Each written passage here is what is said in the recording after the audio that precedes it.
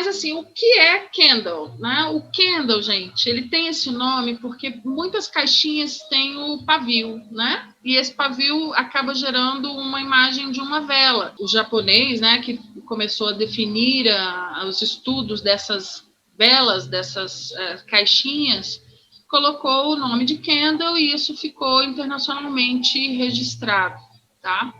O importante inicial a se entender de candle é que quando ele começa num tracinho. Ninguém sabe se ele vai para cima ou se ele vai para baixo, certo? Quando a força de negociação, porque o candle é o registro do que está acontecendo no mercado. Então, vamos imaginar que eu tenho uma força de compra e uma força de venda. Duas pessoas ou duas quantidades de contratos de compra e de venda estão brigando num determinado preço, certo? Se a quantidade maior for de compra, o que acontece? Ele vai aumentar a quantidade de compra e vai começar a desenhar um candle positivo, que vai partir daquele preço e vai subir o preço, registrando a caixa onde houve a intenção de compra maior do que a de venda. Quando acontece o contrário, a partir daquele momento, houve uma negociação entre compra e a venda, e a quantidade inicial que deu força e pressão para que o preço saísse daquele valor for de venda, aí começa a registrar a caixa para baixo, registrando uma força, uma pressão de venda. A gente pode colorir os candles do jeito que a gente bem entender.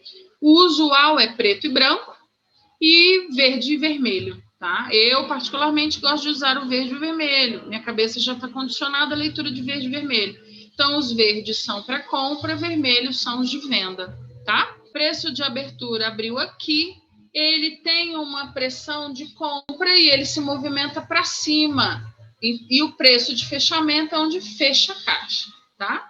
Quando acontece o contrário, o preço de abertura está aqui, a pressão maior, a quantidade maior de contrato nessa negociação é de venda, ele vai registrando a caixa para baixo, vai registrando para baixo, vai registrando para baixo, até o momento em que ele... Desculpa, não está gravando aqui. Até o momento em que ele fecha. Quando ele fecha esse preço, a caixinha finaliza. Normalmente, existem algumas referências de fechamento e de abertura de caixa. Quais são?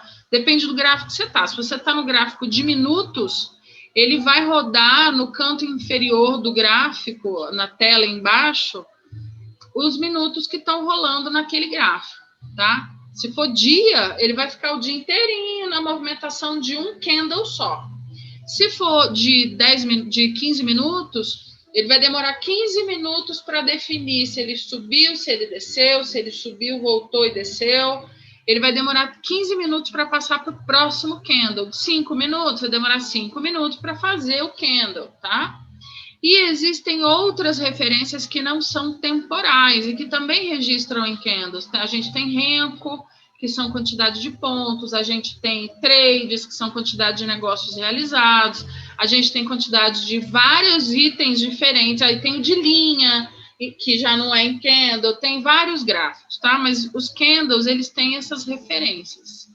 O mais usual é a gente fazer análise por minuto. Então, para quem opera day trade, a gente usa 1 minuto, 5 minutos, alguns gostam de 3 minutos, 15 minutos dá uma referência boa de tendência. E para quem faz swing trade, que aí já são ações, por exemplo, são, milho, café, enfim, commodities de uma forma geral, a gente analisa com um tempo maior gráfico, um tempo gráfico maior. Por quê? Porque você não vai necessariamente comprar e vender aquele ativo no mesmo dia, porque se você comprar e vender no mesmo dia, é day trade. Então, swing trade, você compra hoje e vende daqui a um dia, daqui a 2 dias, daqui a 5 dias, daqui a 2 meses. Mas você, em determinado momento, vende. E para você fazer essa análise de um tempo maior, você precisa de uma referência de candle maior, tá?